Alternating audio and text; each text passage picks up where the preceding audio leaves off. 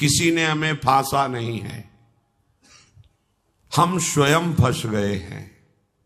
बंधेउ कीर मरकट की नाई, हमने स्वयं सुख भोग की लालसा से अपने को फंसा लिया। अब वास्तविक सुख क्या है, चरम सुख क्या है, हमारी आंतरिक मांग क्या है, ये हम नहीं जान पा रहे। बस सामने दृश्य को देखा और टूट पड़े, सुख भोग लेंगे, हम सुखी हो जाएंगे। ये भ्रम है। तुम किसी प्रकृति जनित रचना से कभी सुखी नहीं हो सकते, क्योंकि तुम परमात्मा अंश हो, तुम अपने अंशी की खोज कर रहे हो। भ्रम से तुम नाना प्रकार के दृश्य पदार्थों में, परिवर्तनशील नाशवान पदार्थों में अपनी मांग पूरी करना चाहते हो, नहीं हो सकती। क्यों? क्योंकि तुम चिदानंद अंश हो, तुम्हें चिदानंद सुख चाहिए। ये प्राकृतिक सुख अनेक जन्मों से भोगते चले आए, अगर कहीं इसमें हमारा विश्राम होता तो आज तक हम सुखी हो जाते। भगवत कृपा से संत समागम प्राप्त होता है, पर कैसी मलिनता बुद्धि की है कि संत समागम में जाकर के हम यही जानना चाहते हैं कि वो उपाय बताओ जिससे हमें मांगे हुए भोग प्राप्त हों। भोग भोगने वाला शरीर जो निश्चित नष्ट हो जाएगा, वो नष्ट ना होने पावे। संसार में माना हुआ सुख हमें भरपूर प्राप्त हो। भ्रम मत रखना। अगर संतों की इसमें आस्था होती तो संत काहे को ही बनते। जिनमें उनकी आस्था नहीं है वो तुम्हें कैसे दे सकते हैं। एक अंधा कुएं में गिरने जा रहा हो तो कोई नेत्र वाला उसको कैसे ढकेल सकता है, कैसे जाने दे सकता है। ऐसे ही हम ज्ञान नेत्रों से अंधे हैं, इसलिए हम इस भवकूप में नाना प्रकार के सुख की लालसा से कूदने जा रहे हैं या कूद चुके हैं। संतों का समागम बचाने के लिए होता है, फंसाने के लिए नहीं होता। लोग पूछते हैं कि संतों का क्या चमत्कार है, दिखाओ अपना चमत्कार। संतों का वास्तविक जो भगवत प्रेमी महात्मा है, उनका स्वाभाविक चमत्कार प्रकट होता है। उनके दर्शन से, उनके संभाषण से, उनके सानिध्य से विकारों का नाश और भगवत चरणारविंद की प्रीति, विषयी मन का निर्मल हो जाना, भोगों की तरफ आकर्षित चित्त वृत्ति का भगवदाकार हो जाना, ये संतों का चमत्कार है। तुम्हारा कोई रोग ठीक हो जाए, कोई भोग मिल जाए, कोई परिस्थिति सुधर जाए, इसे संतों का चमत्कार मत समझना। ये प्रारब्ध भोग सुख और दुख, पुण्य और पाप से प्रकट होते हैं, इसमें किसी का प्रभाव काम नहीं करेगा। अगर ऐसा होता तो संतों के शरीर में कभी कष्ट ही ना होता। भ्रम में मत फंसो, भ्रम में मत फंसो कि कोई संत तुम्हारे शरीर को अजर अमर बना देगा, तुम्हें भोगों की बाहुल्यता मिल जाएगी। व्यर्थ में भाग दौड़ बंद करो। हां, वास्तविक तुम यदि महासुख को चाहते हो और मृत्यु के भय से बचना चाहते हो तो एकमात्र रास्ता है, प्रभु श्री हरि के चरणों का आश्रय ले लो। हरि स्मृति सर्व विपद विमोक्षणम। भगवान का भजन, भगवान की स्मृति निश्चित तुम्हें समस्त दुखों से बचा लेगी। भगवान की शरणागति, समुझ जे आए शरण ते डरत ना काल डर। मृत्यु क्या चीज है? पर प्रभु के नाम जपने में रुचि नहीं, प्रभु की चरण दासता में भावना नहीं, तो तुम सोचते हो कुछ चंद रुपए और कुछ फल पुष्प आदि दे करके हम रोग रहित तो हो जाएं, शोक रहित तो हो जाएं। भूल मत करना। अगर शोक रहित होना है, रोग रहित होना है, तो एकमात्र उपाय है कृष्णाय वासुदेवाय हरे परमात्मने प्रणत क्लेश नाशाय गोविंदाय नमो नमः। गोविंद को नमस्कार करो। और जिह्वा से पुकारो कृष्ण कृष्ण गोविंद गोविंद, राधा राधा राधा, निश्चित जन्म जन्म के अशुभ नष्ट हो जाएंगे, आप स्वयं परम सुखी हो जाएंगे, शरीर राग नष्ट हो जाएगा, ऐसा अद्भुत सुख मिलेगा, कृतकृत्य हो जाओगे। पर अब इस मार्ग में चलने के लिए जब कदम रखोगे तो असत वृत्तियों का त्याग करना होगा। यही सब फेल हो जाते हैं। वो ऐसा शॉर्टकट ढूंढते हैं कि कुछ हम कमाए हुई पापाचरण से चंद रुपए आपको दे दें, आप हमें संभाल लेना, भूल मत करना। कभी ऐसा नहीं हो सकता। नाली के पानी से हाथ धोने से कभी हाथ पवित्र और निर्मल नहीं होते। ऐसे मलिन आचरण करके कमाए हुए धन से कभी तुम्हें पवित्रता प्राप्त नहीं हो सकती। ये सब नाटकबाजी मन की है।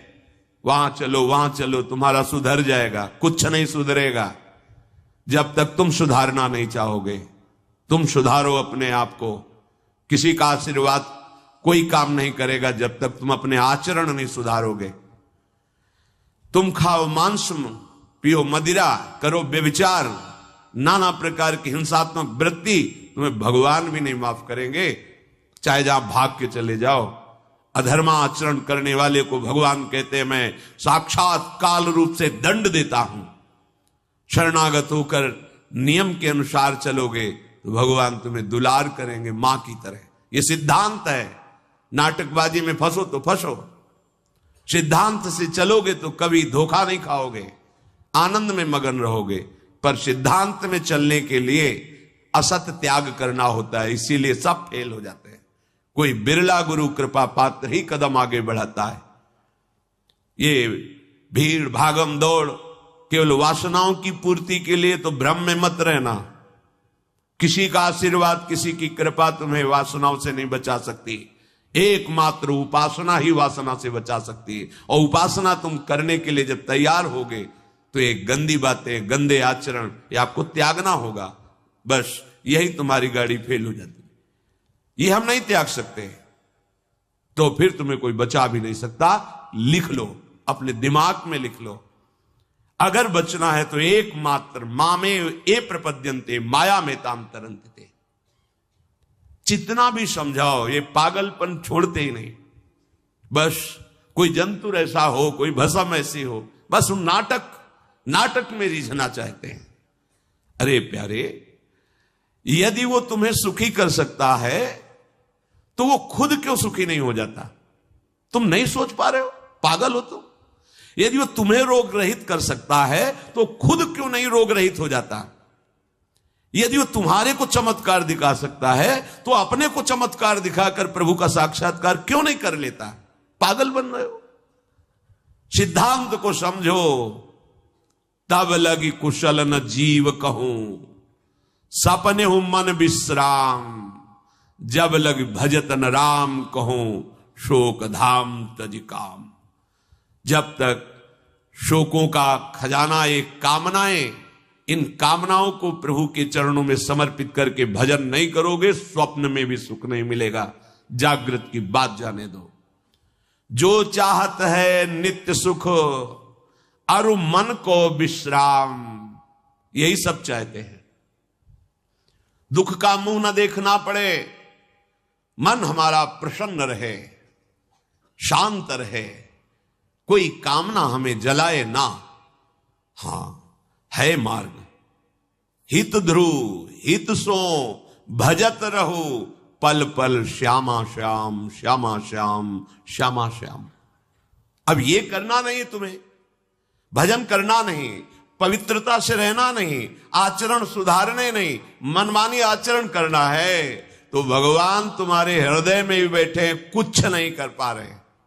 देख लो ना, सबके हृदय अछत विकारी, सकल जीव जग दीन दुखारी। सबके हृदय में अखंड आनंद परमात्मा विराजमान है, लेकिन सब दुखी हैं, सब क्लेशित हैं, अशांत हैं। क्यों? तहां बेदस कारण राखा, भजन प्रभाव संत श्रुति भाखा। भजन नहीं कर रहे हो इसलिए। भजन किए बिना कुछ नहीं हो सकता। मान लो हमारी बात, कहीं भागने की जरूरत नहीं। राधा राधा राधा सब ठीक कर देंगी लाडली जो, बड़ी करुणामयी है। यदि आप भजन नहीं करोगे तो वारी मथे घृत होए बरु सिकता ते बरु तेल, बिनु हरि भजन न भवतरी या सिद्धांत अपेल। इसे कोई काट नहीं सकता, अपेल सिद्धांत है। विनिश्चितम बदामि तेन अन्यथा वचांस में हरिम भजंती ये नरा भवसागर तरंती ते। पानी को मथ करके बड़ा चमत्कार कर लो, घी निकाल लो, हो सकता है। बालू को पेर करके तेल निकाल सकते हो सकता है। असंभव को तुम ये संभव कर सकते हो, पर भजन के बिना तुम दुख से निवृत्त नहीं हो सकते। गोस्वामी जी का ये अटल विश्वास, महापुरुषों का अटल विश्वास, शास्त्र का अटल आदेश, बिना भजन किए तुम्हारे अशुभ कर्म नष्ट नहीं होंगे, और अशुभ कर्म नष्ट हुए बिना तुम सुखी नहीं हो सकते। सिद्धांत से चलोगे तो सुखी हो जाओगे, नहीं भटकते घूमोगे, पूरा जीवन नास्तिकता और अश्रद्धा में उतर जाएगा। सिद्धांत से चलोगे तो कृतकृत्यता का अनुभव होने लगेगा, और नाच नाच कर कहोगे वाह संत समागम का क्या फल होता है, ये मैं पा गया। पायो जी पायो मैंने राम रतन धन पायो। मारा घूम रहा है जीव, कोई औषधि मिल जाए, कोई भस्म मिल जाए, कोई जंतुर बांध दे, कोई आशीर्वाद दे दे। अरे पागल हो, तुम्हारे कर्म ही तुम्हें दंड देंगे, तुम्हारे कर्म ही तुम्हें सुखी करेंगे। हां, हम कैसे अपने कर्मों को सुधारें, यह है संत समागम। आप अपने द्वारा अपना उद्धार कीजिए, कोई तुम्हारा उद्धार नहीं कर सकता। उद्धार की युक्तियां, उद्धार का मार्ग, उद्धार के सिद्धांत और सहयोग ये संतों से प्राप्त होता है। आशीर्वाद से उद्धार नहीं होता, आशीर्वाद से सुख दुख की निवृत्ति नहीं होती, वो ज्ञान से होती है। उसके लिए आपको भजन करना पड़ेगा, सत्य आचरण में चलना होगा, दुख को सहना होगा, सुख को दबाना होगा, उसमें अभिमान करके फूलना नहीं होगा। तब आप उस महासुख में पहुंचोगे जिसे चरम अवस्था का सुख कहते हैं। संत समागम दुर्लभ इसी बात के लिए है। इसका मतलब ये नहीं छूछा करके तुम्हारे दुखों का नाश हो जाएगा। भाग लो, पूरे ब्रह्मांड में जाओ, अगर कहीं सुखी हो जाना तो बताना हमें आके। समझना ही नहीं चाहते। भगवान कृपा करके बोल रहे हैं, औरों की तो बात क्या है, अब समझ लो। श्री भगवान कह रहे हैं इदम तुते गृहतमं प्रवक्ष्याम्यनसूयवे ज्ञानम विज्ञान सहितम यज्ञात्वा मोक्ष से अशुभात्। हे अर्जुन, ये मैं तुम्हें बहुत गुह्य बात कह रहा हूं। क्या होता है जब हृदय की बात कुछ कहने को आती है तो बार बार कहा जाता है कि आप अन्यथा मत सोचना, सत्य सत्य सत्य कह रहा हूं, ये बात तुम केवल समझ लीजिए। मतलब वो विवश होकर अपने हृदय की बात तुम्हें दे रहे हैं, जो छुपाए रखे जीवन भर वो तुम्हें दे रहे हैं, पर अनाधिकारी होने के कारण वो बात पकड़ नहीं पाते। संतों की बात में ही तुम्हारा कल्याण छुपा हुआ है। उनकी बात मान लो, फिर आप देख लो कैसे आपकी अध्यात्म उन्नति होती है। आप जो भी करेंगे वो अहम की धरा से होगा। अहम की धरा लोक लोकांतर तक ले जा सकती है, लेकिन जीवन मुक्त नहीं कर सकती। जीवन मुक्त होने के लिए अहम का विसर्जन चाहिए, वो होता है गुरु कृपा से, संतों के वचनों से। विश्वास कीजिए, बिना संत वचन गुरु वचन पर चले कोई जीवन मुक्त नहीं हो सकता। अगर जीवन मुक्त नहीं हुआ तो सब किया कराया माटी हो गया। चाहे ब्रह्म लोक जाओ चाहे स्वर्ग लोक जाओ, आना तो यही पड़ेगा लौट के। तो फिर क्या हुआ, एक विशाल स्वप्न सुखद समझ लो, जगे तो फिर वही मृत्युलोके विशंति। भगवान कह रहे मैं बहुत गुह्य बात बता रहा हूं, अत्यंत गोपनीय बात, गोपनीय जो अभी तक छुपाए रखा है हृदय में। ये जो ज्ञान सहित विज्ञानानंद घन का मैं तुम्हें वर्णन करूंगा, ये अनुसूयवे दोष दृष्टि से जो रहित है वही समझ पाएगा। दोष दृष्टि से रहित, जब भगवान अवतार लेते हैं तो मनुष्य जैसी लीला करते हैं, यही सुख देने के लिए तो अवतरित हुए, अपनी महिमा से घटे हैं, उतरे हैं। अवतार का मतलब होता है अपनी महिमा से उतरना। भगवान की जो अनंत महिमा है उससे उतरते हैं, हम उनको देख पाए, उनसे बात कर सके, उनके साथ खेल सके, वो ऐसे उतरकर हमारे समान लीला करते हैं। उनकी लीला को देख करके अगर किसी को दोष दृष्टि होती है तो बोले इस गुहितमम के सुनने का अधिकारी नहीं। जब हम भगवान को भगवान न मानकर व्यक्ति मानते हैं तो हमारी दृष्टि वैसे ही दूषित हो जाती है। वैसे केवल भगवान की ही लीला हो रही है, पर हमारी दृष्टि दूषित होने के कारण हमें व्यक्ति दिखाई देता है, स्त्री पुरुष दिखाई देते हैं, गुणात्मा महात्मा दोषात्मा ऐसा सब भेद नजर आता है। पर यहां जो भगवान कह रहे हैं कि जो मेरे पर दोष दृष्टि ना रखता हो, अरे बड़े बड़े परमहंसों का जहां प्रवेश नहीं वो भगवान का रास है। जहां ज्ञान समुद्र भगवान शिव भी प्रवेश पाने के लिए ललचाए और भगवान श्री कृष्ण की मंद मुस्कान से गोपी स्वरूप होकर प्रवेश पाए। बोलो ज्ञान समुद्र भगवान शिव जिस रास रस के लिए ललचाए, वो रास रस प्राकृतिक स्त्री पुरुष का मिलन हो सकता है क्या? पर अनाधिकारी के तो क्या उपहास, ऐसा क्या? तो इसलिए भगवान यह कह रहे हैं कि जो अनुसूयवे प्रवक्ष्याम अनुसूयवे, जो मेरे से दोष दृष्टि नहीं रखता। अब आप केवल मेरे ही आज्ञा का पालन करेंगे, मैं जैसा कहूंगा उससे एक कदम पीछे नहीं हटेंगे। हो भाग्य, कितनी कृपा कि मुझे समस्त प्रपंच से समेटकर एक मार्ग में लगा रहे। जहां श्रद्धा है तो वहां शब्द दूसरा भाव निकाल देगा, और जहां दोष दृष्टि वहां भाव दूसरा निकाल देगा। इसलिए श्री भगवान कह रहे, मैं अत्यंत गोपनीय बात तुमसे कह रहा हूं हे अर्जुन। अपने प्रियजनों से, प्रिय शिष्यों से बात कही जाती है। तब तक गीता जी का श्री भगवान ने उपदेश अर्जुन जी को नहीं दिया जब तक मित्र भाव रहा, नहीं दिया। सारथी पद पे बैठे हैं, आज्ञा की दोनों के बीच में रथ, इधर सेना कौरवों की पांडवों के बीच में, भगवान बीच में खड़ा कर दिया।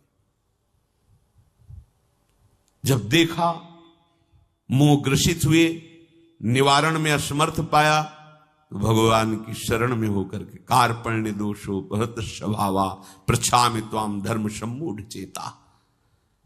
हे प्रभु, अब मेरे में सामर्थ्य नहीं रहेगी कि मैं निर्णय कर सकूं कि मेरे लिए श्रेय क्या है, परम कल्याण क्या है, ये आप जानते हैं। प्रभु कुछ नहीं बोले, तो बोले शिष्यस्ते हम साधिमाम त्वम प्रपन्नम, मैं आपका शिष्यत्व स्वीकार करता हूं। हे जगत गुरु श्री कृष्ण उतरे साष्टांग दंडवत हुए और कहा, मैं आपका शिष्य हूं, और ऐसा शिष्य हूं जो पूरा समर्पण किए, प्रपन्नम, मन वचन कर्म से आपको समर्पित हो। तब गीता जी का प्रादुर्भाव भगवान के श्रीमुख से हुआ। जो प्रिय जन होते हैं, समर्पित जन होते हैं, उनको हृदय की बात बताई जाती है, क्योंकि वो उसमें दोष दृष्टि नहीं करेंगे। अगर प्रियता और समर्पण नहीं है, देखो ना, कह रहे मेरे को प्रणाम करो, मेरे को ही पूजा दो, मेरी आज्ञा में रहो, मेरे मन वाले बनो। हे अर्जुन, तुम उस परमात्मा को ऐसा समझो कि उस सारे जगत को जैसे बर्फ में जल ही जल है ऐसे व्याप्त करके विराजमान उस परमात्मा को, उसी के आगे ये बोल रहे हैं। देखो, अब हम गुह्यतम बात कर रहे हैं, उस परमात्मा को नहीं, मुझ श्री कृष्ण को। मेरे में मन लगा, मेरे को प्रणाम कर, मेरे को नमस्कार। ये महापुरुष जन रास्ता देते हैं। अब तुम्हारी कहां श्रद्धा टिकती, वो ये देखते हैं तुम्हारे लिए कोई आश्रय है, अभी तुम्हारी खोज अभी पूर्ण हुई कि अभी खोज बकाया है, खोजो तो खोज लो, नहीं तो वहीं पकड़ के बैठ जाए कि अब बने तो रघुवरते बने, बिगड़े तो भरपूर। अब बनेगी तो आपसे बनेगी, बिगड़ेगी तो आपसे बिगड़ेगी, अब हमारा कोई आश्रय नहीं। ये अत्यंत गोपनीय बात हरेक के सामने नहीं कही जा सकती, क्योंकि इसमें भगवान अपनी खुद बात महिमा का वर्णन कर रहे हैं। अब जैसे कोई बहुत हार थक के अब क्या करें, तो अब मान लो बात हमारी आंखों के सामने रहो, जो जूठन मिले खाओ, जैसा कहें वैसे करो। अगर अध्यात्म की भूमिका ना जागृत हो जाए तो कहना। गुरुजनों की बात किसी से प्रमाणित करने की आवश्यकता नहीं होती। आपको गुरुजी ने क्या कहा, क्यों आप कौन हो, हमारे बाबा गुरु हो क्या कि हम आपको बताएं? हमारी और हमारे गुरुजी की बात हो गई, तुमको क्यों बताएं? क्या गुरुजी ने कहा, तुम हमारे निर्णायक हो क्या? चलो दोबारा नहीं मिलेगा। पर बैठाल के वो आज प्रवचन में ये कह रहे थे, समझो। अब वो जो समझाएगा वो तुम समझ जाओगे, जो गुरु समझा रहे थे वो समझ में नहीं आएगा। इसीलिए भगवान करें अत्यंत गोपनीय बात है। जब तक हमारा ये मन समाधान नहीं पाता तब तक भटकना पड़ता है। कहीं एक जगह पकड़ लो, ये जो अनेक जगह भटकना है बंद करो, एक जगह पकड़ लो, एक विश्वास रख लो, एक नाम जो गुरु ने दिया, एक मंत्र दिया है, अविद्या का नाश हो जाएगा, माया परास्त हो जाएगी। पर समझ नहीं पाते। दुकानें लगी हुई हैं, 4-6 दुकान घूम लेते हैं, चलो घूम लो, पर कहीं एक दुकान तो बांध लो कि हमें सारा माल यहीं से लेना है, तो तुम्हें छूट मिलने लगेगी। एक व्यवहार, हजारों की लाइन लगी, लेकिन आने दो, ये पर्सनल ग्राहक है, आने दो। ऐसे ही मेरे ईश्वर की दुकान में है सबका जीवन खाता। परिचय तो बना लो भगवान से, निहाल हो जाओगे। भटकना, हम जब ये बातें सुनते हैं ना तब लगता है कितनी हंसी की बात।